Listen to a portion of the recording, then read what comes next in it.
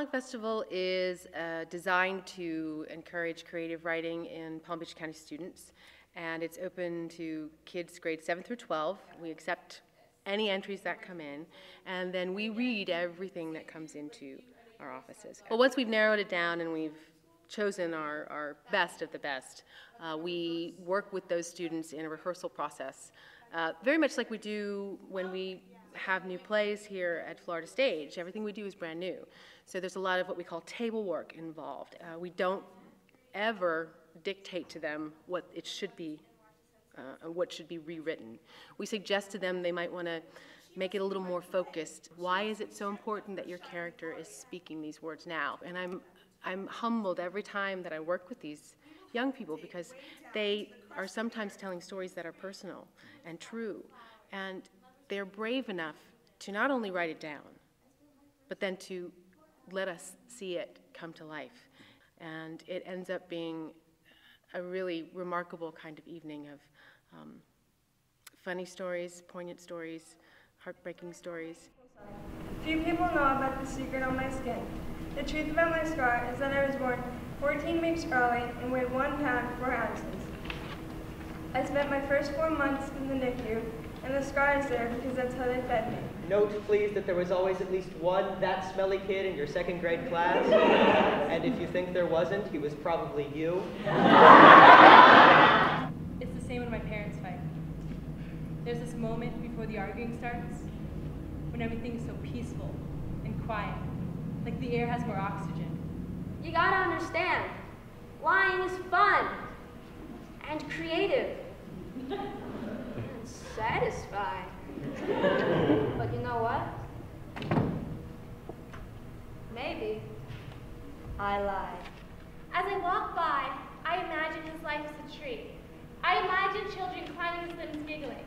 In the springtime, he'd sprout little flowers, and lovers would kiss under his shady limbs, carving their names into his tender bark.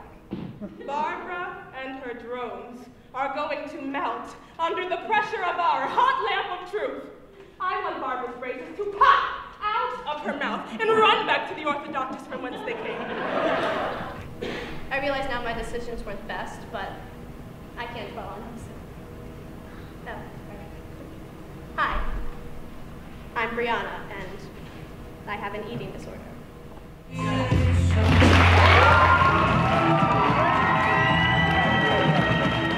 I think the students learn not only the writing process, but they learn the creative process and what it takes to get those ideas that you have in your head or that you dream about onto the paper and then ultimately to life. And that's the magic moment for me.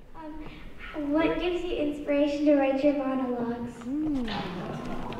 The wind was blowing, like my grapefruit tree was falling down, and like I just went outside and I was like, oh, cool, what's up? Storm's over. And then like my grapefruit tree started lifting up again, and I'm like, oh, not over yet. So that's kind of like what inspired my monologue a little bit. Well, my monologue is true, and it's about my scar that I have right here.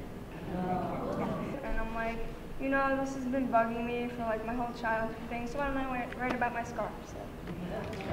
And it's also taught me a lot more of what ways I can write, and now I know I can do it, and it might not be as intimidating as it was before.